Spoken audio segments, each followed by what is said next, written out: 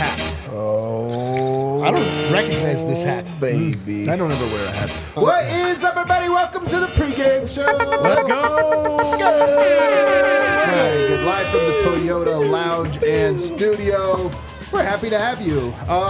Driven by your front range Toyota stores, Toyota, the official vehicle of DNVR. We're also presented by Bet365, Never Ordinary. And we all believe, I talked to the fellas beforehand, we all believe it's Miller time right now. We believe. Can confirm. And if it's Miller time, that means it's Murray time. We're going to talk about that. We're going to talk about where's Gobert? And whether or not decisions in life should be weighed into sporting decisions. Segment 4. Let's get messy. Is this like one of those things where like you couldn't find Embiid because he never came to Denver? Or is this one a little bit different? I mean, given that he dominated Denver in Game 1, I'm going to give him a pass for Game 2. Okay. I don't think he's ducking the smoke. We're going to talk about adjustments. We're going to talk about resiliency. We're going to talk about betting. To do it all, I got Harrison Wynn with me. Many people giving me the credit for keeping Rudy Gobert out of Denver airspace. Is that? I'll take it. I'll take the credit. I'm cool with it. Thank you. Happy to be here. For those in the chat that don't know, it was very windy here in Colorado. We believe Rudy Gobert thought he could fly home, witness the birth of his child, and then fly back for game time. But it's so windy, no flights in Colorado today. That wind. That wind. They're going to wind chime. A lot of people are saying that. I can't believe you're going to get credit for it. If there's some kind of horsing thing that keeps it in, I might get credit for it. Over here, D-line. We need to see Murray tonight, and it looks like we have his crotch right near my face, so I think that's a pretty good sign, fellas. Good placement on that. Good sign. This is the first time I'm seeing it on camera. Wish I would have put it somewhere different. This is not the first time you've seen it on camera. Oh, wow. Listen, I'm excited about this game. I'm ready for things to get started. I came into this game excited. I'm very excited now. So let's get things going. Let's get things going. There's so much to talk about, man. So we might as well go right into the game. Are you recovered? I'm recovered. You're recovered. All right, let's go right into the game notes. Yes, news of the day. Rudy Gobert is out. It seemed like earlier in the day there was some belief that he could be back. I know a friend of the show, Dane Moore, tweeted out that there is a possibility he could be back here in time for Game 2. He will not play tonight. I don't even think he's going to be at the arena. But they did try to get him back. Chris Finch said pregame that weather was definitely a factor, and it's been super windy here all day. So no Rudy Gobert tonight. Minnesota in his place is starting Naz Reid. Staying with the big lineup. Staying with the big lineup. Extra shooting, extra spacing, not nearly as much rim protection. Chris Finch also said pregame that he expects a more aggressive Jamal Murray and a more active Aaron Gordon on the glass tonight in Game 2. Well, I would sure hope so. I think Aaron Gordon is the guy that has sort of flown under the radar because of the high-profile games of Jokic and Murray both being underwhelming. But Aaron Gordon, man, the key sequence, the Naz Reid sequence, man, was a lot about Aaron Gordon getting out-hustled in those moments. So tonight, I would welcome AG's resurgence. Michael Malone had a couple interesting things to say pregame. He was talking about Jokic's 7 turnovers, and the message that it seems like Michael Malone was trying to send to Nikola Jokic heading into this game is to be more aggressive. He said, look, when they're not doubling you, like they did in the Lakers series, Minnesota's not doubling you, you've got to stay aggressive. You got to look to score. When Rudy Gobert is playing that cat and mouse game, trying to break up the finale, you just got to score. He said that pretty point blank. Yeah. I would agree with that, by the way, and it's rare that Malone would say that. If we know Malone... It's like a flashback to 2018. Look, he took 25 shots in the last game, so it's not like he didn't take shots, but to Malone's point, there is a difference between 25 because you were being aggressive and 25 when you weren't. He ended up having to take those shots anyway. He does need to go at Naz Reid and Karl Anthony Towns tonight. Those guys can get in foul trouble, but more than anything, you've got to be... Is it the spoon that stirs the drink? The straw that stirs the drink? You need to be the straw that stirs the drink. He needs to be that. So he needs to create, and everything else will spiral off of it. I expect it tonight. On the starts of games, obviously the Nuggets, it's tough for them to get off to a good start to a game these days. Michael Malone said that we're not even running some of the plays that we're calling at the start of games. Yeah. I thought that was pretty interesting. It's very concerning, if you ask me, That's so weird. that Denver would be struggling with that specific thing. Right, but specifically just totally deviating from the game plan. Or not recognizing it. Sure. There were a lot. I even put this on the list, but there were plays in the first quarter where you're wasting 5-10 seconds with like, no, you're over here, like Right. guys pointing, and then somebody's just dribbling the ball against pressure, being like, "What are we doing?" Somebody. Jamal Murray. Michael Malone also expects Jamal Murray to play better tonight than he did in Game 1. He said, look, when you're not able to do anything for 5 days between the Lakers series and Game 1 of this series, what happened in Game 1 for me was somewhat expected. Unfortunate, but that's a reality. Jamal's not 100%, but he said he expects him to play better tonight. Real quick note: the number one team in net rating in first quarters of the regular season was the Boston Celtics. Number 2 was the Denver Nuggets by double of number 3. The Nuggets had a 14.7 Yep. net rating. The Really? Thunder were third, 7.3. What the hell? It's been one of the unexplainable trends of this playoff so far. Yes and no. I do think a lot of it comes down to Murray and learning to play. Like, I think the Nuggets are all kind of like, well, this is who we are. And it's like, you might have to change up who you are a little But bit. they also got off to bad starts in games 1 through 4 of the Lakers series when But I'm he saying wasn't Murray hurt. was there. But he wasn't hurt. Well, he was still coming back from the injury. He only played 3 games after the injury. And he looked great in those games, though. That's the thing. Look, they did not close clutch in the San Antonio game of which True. he played. And That's that true. clutch, the start and the end, is your starting lineup. So I'm just saying that, to me, I don't know that there's a total you have to get back to what you were. I think there's a little you have to adjust to what you are now. To I get back agree. to what I you agree with were, that. you need to adjust to what you are now in a weird way. Yeah. Our regular starters for Nuggets tonight. Everybody's good to go. So Rudy Gobert's out tonight. How does it change things, Dev? I mean, we all know the type of defender that he is and how great of a defender he is. He's the defensive player of the year. He's going to win it again. And they're the number one defense, and it's for him. Like, he's the reason for that. They have other good defenders, but they're not Rudy Gobert. They do not pose that type of threat. And having him absent as a help side defender and a guy that they can throw on Jokic, like, that does change things, especially with, like, Jokic's physicality, just having a new body to throw at him with that type of length. I do think that offensively it makes the Wolves have to, like, make some adjustments, but on the defensive end, they are going to have to go all in on trying to slow down Jokic. So this is going to be a big game for Jokic to be aggressive and to try to force that double team that changes things. So that's a huge jump for them. And it's scary for Denver as well. Like, I feel like it's for sure a must win now. I got some wrong info also. It's Kyle Anderson starting, not Naz Reid. Okay, that is a big difference, though. Yeah. That's actually a big difference. Kyle Anderson. Because I was sitting here thinking, you can foul those big guys out, and then who's their backup? Like, Right. that was a strange one. Kyle Anderson, Aaron Gordon has to eat tonight. That is a major physical strength mismatch. Yeah, and speed. He's a slow Honestly, man. it's all, And everything. He's a very slow man. there Shooting, is a slow man. dribbling.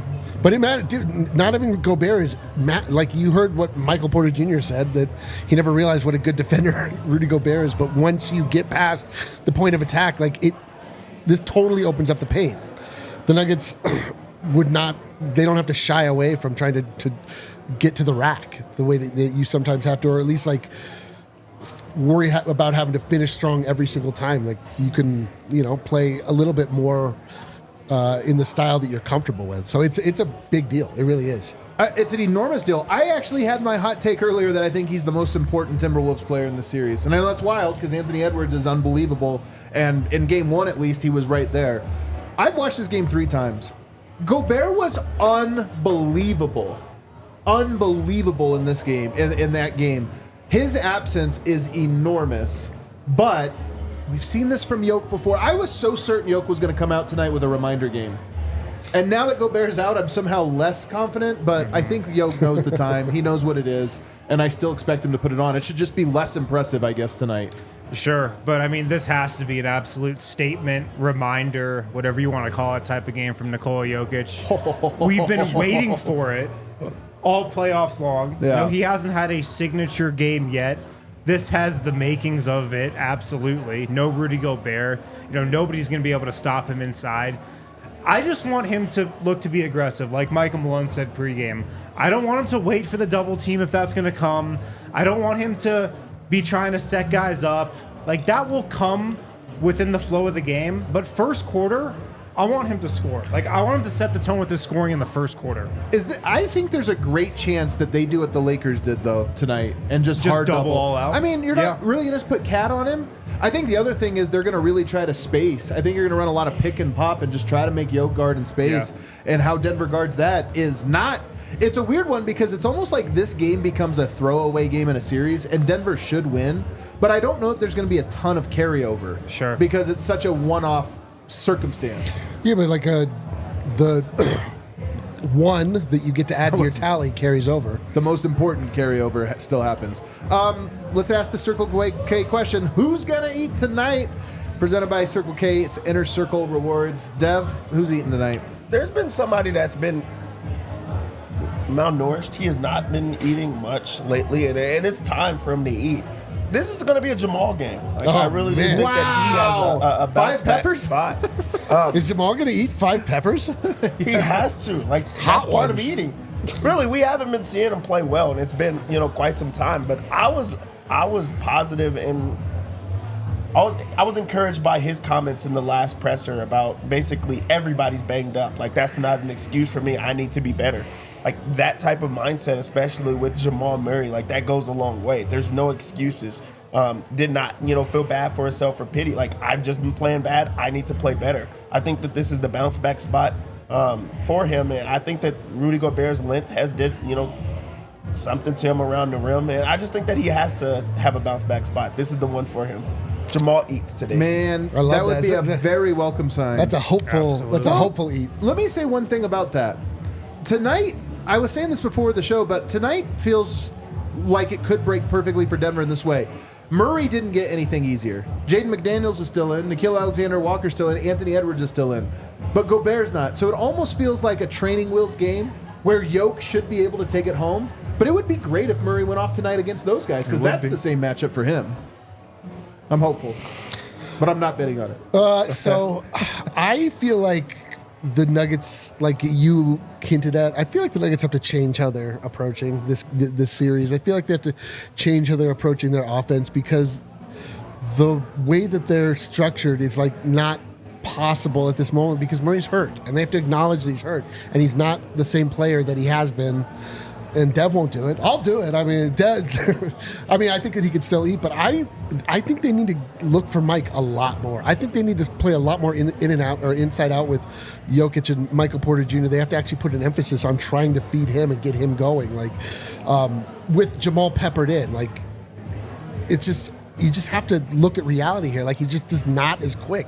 He cannot get the separation that he requires to be the super dominant, effective Jamal Murray that you need him to be. And so Michael Porter Jr., I hope, will eat tonight. I hope that the Nuggets will look at that and say, okay, we need offense. And then when it comes down to the clutch and, like, you need tough buckets and stuff, like, you still look to Jamal Murray in that space, but the whole rest of the game, it's like, man, like, let's get Michael Porter Jr. going. We have like this offensive guy that's really playing as well as he ever has in a Denver Nuggets uniform. Let's take advantage of that. So I'm hoping that they shift their focus a little bit and that he ends up eating, but that's my hope. Please, Mike, eat. He might eat tonight, but I don't know if it's possible to shift the focus that dramatically. I don't know that, but the thing is I feel like if you just immediately get the ball and you just put Jokic on the block, then you let him direct traffic from down there a little bit. You just work with shooters. It's not as much about causing the pocket passes and pick and roll. It's just, I mean, I agree with you because they're so hard-coded into what they do, but to me, it doesn't feel like that big of a shift. It's just like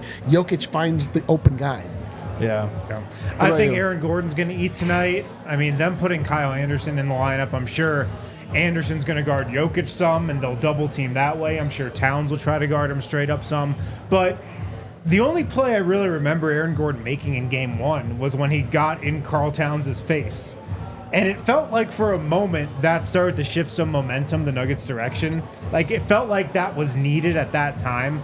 So I feel like AG he did not have a great game one. the recipe is there. The situation is there for him to have a great game 2. And I want him to play physical, aggressive. I want him to get in Karl Towns' face again. And I just want him to bully his matchup in the paint. I love that one. I agree with you that he just looked, other than that sequence where he got into Karl Towns, got the steal, there just were plays where he looked tired. He didn't look like he had the ability to dig deep, like there was nothing left in the reserve, which is why, and I'm so glad, it doesn't always work out this way, but I'm glad Yoke fell to me. Because all this other stuff about Murray and Porter going and even Aaron Gordon, like all those guys can have market improvements from game 1 and can have a really good night tonight.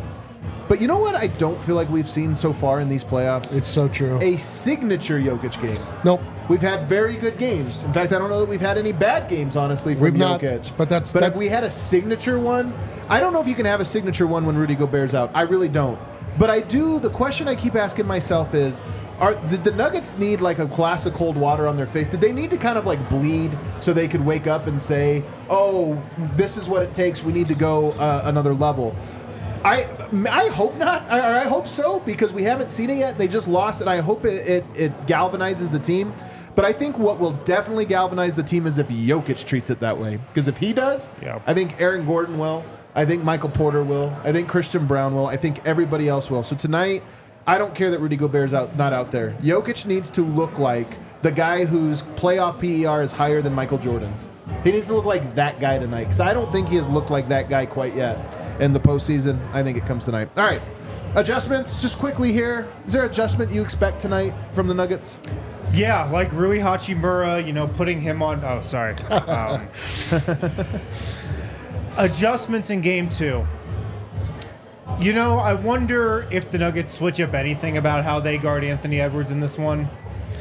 Or I wonder if they just guard him the same way and hope he misses like 3-4 more shots. I kind of think it might be the latter. Like, Michael Malone hasn't exactly exuded a lot of confidence in his team's ability to guard Anthony Edwards. No. He has come out and said, like, we don't have anybody to guard him. We don't have a good matchup. So that's the one to watch for sure when Denver's on defense. But I honestly think we might see a similar game plan that we saw in game 1, and the Nuggets just hope he misses 2 or 3 more of those shots, because, then you're right in the game. What do you think, Dev? I think one adjustment, I think it sticks to the Anthony Edwards. I do think that there's going to be some adjustments about how Denver guards him. I think that at times we're going to see different looks. I do think that we'll see, more Peyton Watson on him. Christian Brown gets a stint on him. Like, it's not going to just be KCP where he can get comfortable. I think we see a bit more of Anthony Edwards having to adjust, having to get the ball out of his hands a little bit earlier, because he can beat you. Like, he's shown he can beat you by himself offensively. You need the other guys to have to beat you. I think that Denver's going to try to make it that other guys can score. Not to say that Anthony Edwards is not going to have an incredible game, because, he's Jordan's son. But, I do think that there's a little bit more to trying to make somebody else beat you. I think we'll see different looks. Yeah, outside of what I mentioned offensively, what Michael Malone alluded to was just that they're going to change up everything with what they did with Anthony Edwards. They said that... You think? Well, they didn't... He hinted at it. I thought he hinted at the exact opposite. Well, he did... I guess what he mentioned was is that Anthony Edwards needs to feel them, essentially. Yeah. And the same thing with Naz Reid. Same thing with some of the other guys off the bench. Like, whether that means... Like, I'm wondering if at some point we see a DeAndre Jordan, if we see like a more physical backup 5. I don't know. I have a hard time imagining they make no adjustments. They have to, well, right? Like, the problem is that you work on all these adjustments, all of a sudden Gobert's not here. Right. Which completely changes. Because True. I had, one of my big ones was Murray getting to his floater, which against Gobert is there. Gobert is kind of like standing right at the rim and taking away layups. But Murray's good with the floater, especially if you put it in your brain that you're going to do that. But tonight, right. I don't know if you implement that adjustment. The one, though, you did hint on the one that I think, which is physicality. Yeah. Naz Reid and Karl-Anthony Towns are both finesse bigs. Yep. They like to finesse. Get physical with them tonight. I think the refs will allow it. In this game too, I think they'll allow more physicality, and you have to bring that. I expect Denver to get more physical tonight. The last question we're going to ask on the show before we get to the betting segment is, of course, 4 years ago, the Nuggets came back from 3-1 twice, and it has been their identity since. I was arguing with my Locked On colleague Matt Moore on our last show because I said this team What? is proven You to never be do that. this team is proven to be a Do you refer to us as your colleagues? as a resilient bunch. And he said, well, I don't know about that. That was the 2020 team. I got to say, he has a point. Most of the players that were on that team are not here anymore. Malone, Jokic, Murray, Porter, that's really the only guys. Vlatko. So I ask, do the Nuggets still get the claim of a resilient team based on like the same team? Do we still say it's the same team or the same DNA? I think you can, because Nikola Jokic is resilient and Jamal Murray is the most resilient, maybe. And that's the core of this team still. Right. Michael Malone, you could argue too. Michael Like, Malone you know? as well. It's the same core, even with Michael Porter. So I definitely think this is still a resilient team. We've seen them be resilient, throughout the regular season, time and time again over the last couple of years, even though that doesn't mean as much as the playoffs do. So absolutely, I think that's still the case. Yeah, I mean, of course. Of course. Of course, the team is Jokic and Murray and Michael Malone. Yes, of course. I mean, are we saying that they won specifically because of Gary Harris? Are we saying they won? I mean, Gary Harris didn't come in until the Clippers series. The core of the team is Jokic and Murray. That's who they are. And Michael Malone is the spiritual leader of the team, and he is the one that can keep the ship going in the right direction. Yes, I mean, this is something that is. I mean, the Denver Nuggets are Nikola Jokic. They are. That's just really the end of the sentence. And so we saw them. They were resilient when they came back against the Trailblazers and won with Facu Campazzo. Like, this team has something, and they always show up when the moment is big. They always show up. Like, I think it's weird to even question it, honestly. I think no. I think that Damn. I think I just go opposite because there's so much expectation. When those other things happened, it was because they did something that you did not expect them to do. If they do it now, I think that they're playing to their abilities. Like, they don't have to dig deep. They should be doing that. So like, now that they are champions, now that they are a team that like contenders every single year, it's about showing that you're as good as you're supposed to be. So I just think that it looks different. But you don't think they're resilient? I don't think it's resiliency. I think it's a culture. I think that everybody knows what they're supposed to do, and then either you do it or you don't. And then when you don't, like, the expectations are lower. So it's a little bit harder to say, hey, you guys came back from something. You shouldn't have been in that hole in the first place. My answer to this would be likely yes. But I don't know that I think it is a fair question, personally. I think it's a fair question because I would agree with you that the Nuggets are foundationally Nikola Jokic. Yes. And secondarily, Jokic and Murray. And I would say thirdly, Jokic, Murray, and Michael Malone. Those are the three tone and culture setters. But there is a bunch of other things that go into this, which include just the vibe of the team, the fatigue level of the team, and all of those things. And it's at least worth saying, I'm not sure. This is the first time they've been in position to be that. Last year, they did not trail in a series. So this is the first time they've ever trailed and been kind of back against the wall. I think that they have that in them. I think that DNA is still there. But I'm not 100% certain. And I do think even if it is the same exact team, there is something to every year you have to reinvent yourself. You have to redo it. You have to reestablish some of those themes. And tonight is the first chance they've had to play in that To me, circumstance. that's not a theme. That's a trait, sure, but I think trait of your character. But I think that's even a trait that has to be reestablished. I don't know, man. Like, there's muscle memory, and there's something about like who you ultimately are. Like, there are players that you look at, you're like, they'll never get it done because they don't have what it takes. Embiid, Harden, these guys like that. Cat, like there's these guys that are so deep in their core that don't have it when the going gets tough. Michael Porter Jr. was in the bubble. That's where Mike came from. Like, the Nuggets have mentally tough players, and that's what is the foundation of being resilient. Like, even if you're not making shots, like you don't just throw your hands up like, oh well, that's it, it's over for us. Like, that's a person, like a personality. He traveled. Perhaps. I think it's more of a character thing, like you said, and character is something that can be lost or reestablished. Wow. And this is why a team has to reinvent. Like, every year, it's not, you can't just coast in on, well, we did it last year, it's just a reset.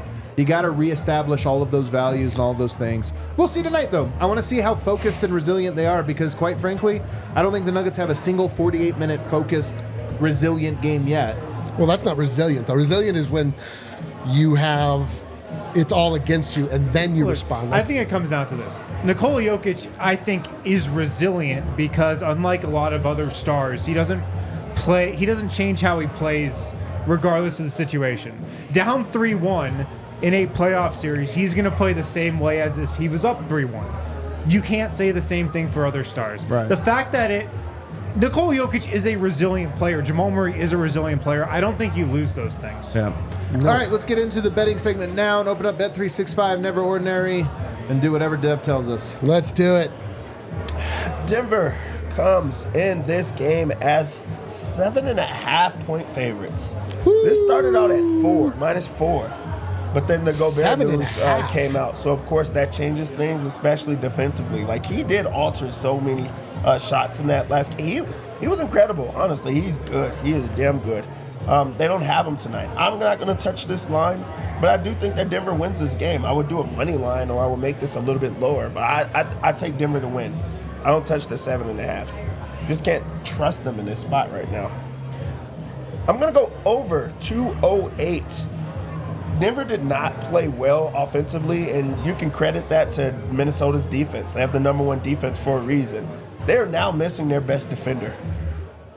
I do think that also makes them like better offensively. I think that they're going to have to space the floor. They're going to have guys out there that can score a bit more because Gobert is not a scorer. He's out there for his defense. Now you don't have that. I think that they're going to try to attack inside. You're going to see a lot of baskets from Denver inside. And maybe Minnesota to try to push the pace a bit more with Karl Anthony Towns as well. Over 208. On Minnesota side of things, let's not waste any time here. Let's go over 28.5 points for Edwards. This is a low number. He shoots the ball every single time he has the ball in his hands, and we don't know what type of defense they're going to throw at him. They don't have any answers for him right now.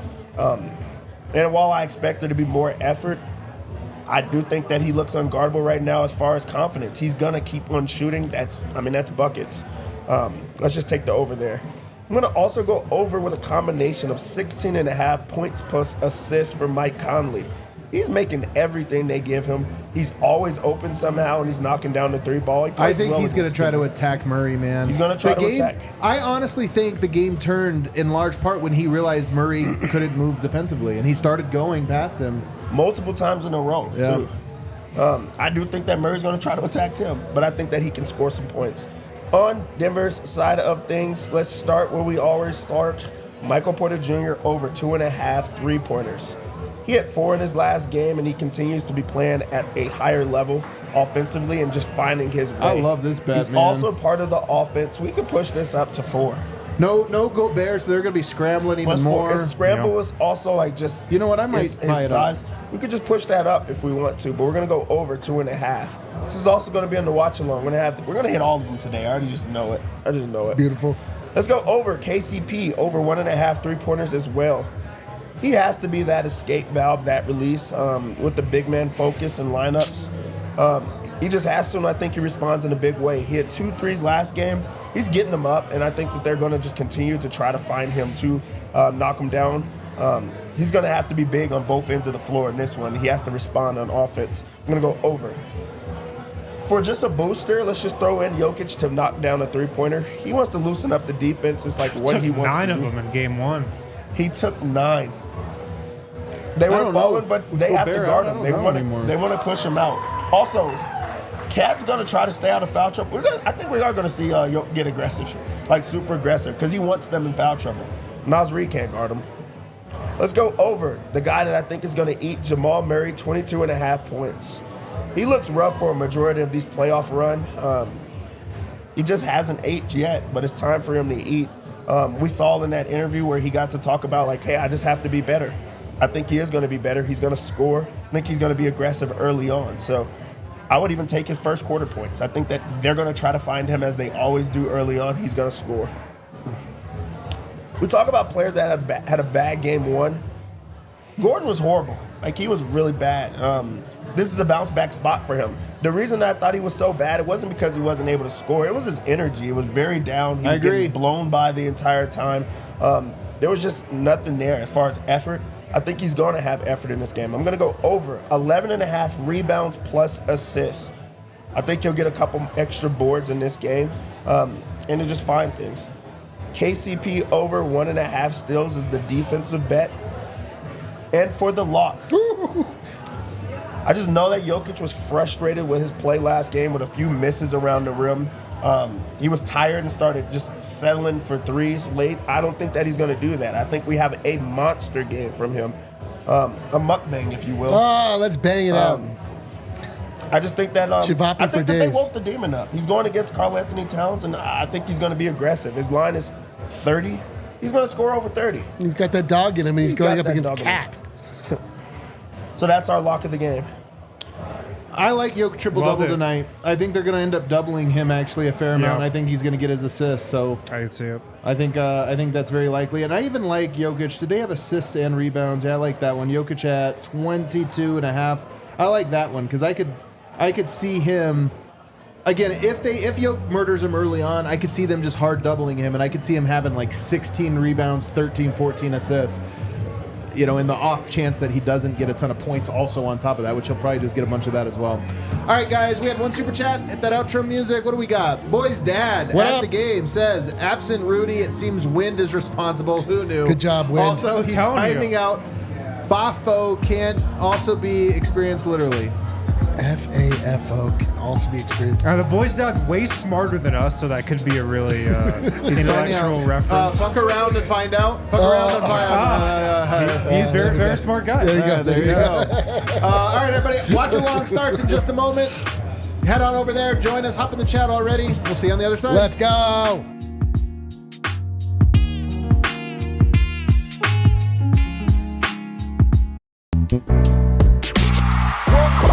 We all silly like the mayor.